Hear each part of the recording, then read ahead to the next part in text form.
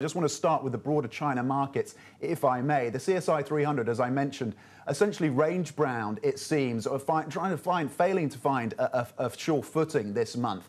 What is that? Is that a lack of catalysts? Is it caution that's seeping into the markets here? What do you put that down to?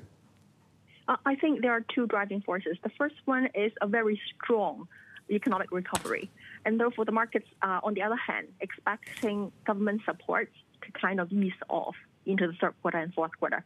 And therefore, the economy is on track very nicely to a recovery, but the government support is going to be easing off. So therefore, there's like a range trade in some of the sectors. Of course, some of the sectors are doing a lot better compared to the others. And going into the second half of 2020, we continue to like the just turn positive kind of sector. That would be the consumer sector.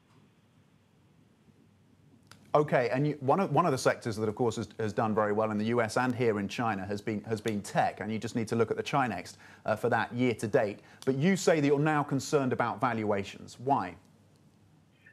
Because it's had a very good run year to date in terms of both IT and technology hardware. And unfortunately, the sector is kind of in the middle of the conflict between the United States and China. And therefore, volatility for the sector share prices are likely going to stay quite high, especially when we're leading up to the U.S. presidential election in November.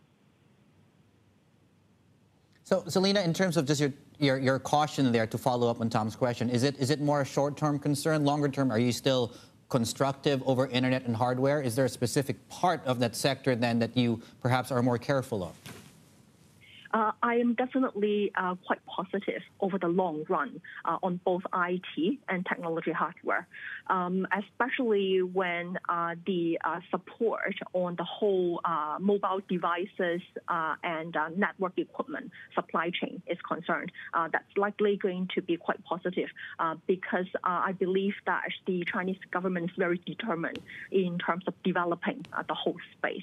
And therefore, over the long run, the whole space is likely going to get some more support from the Chinese government. And Selina, people have been talking about the brokerages overall. I mean, just given all the fundraising that's going on, and somehow that's going to seep into earnings for some of these names. What do you think about the sector?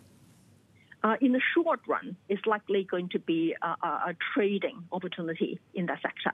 Over the longer run, I believe that the volatility for the share prices is likely going to be high. And therefore, if investors are looking for long-term investment candidates, I believe IT and tech would be better choices.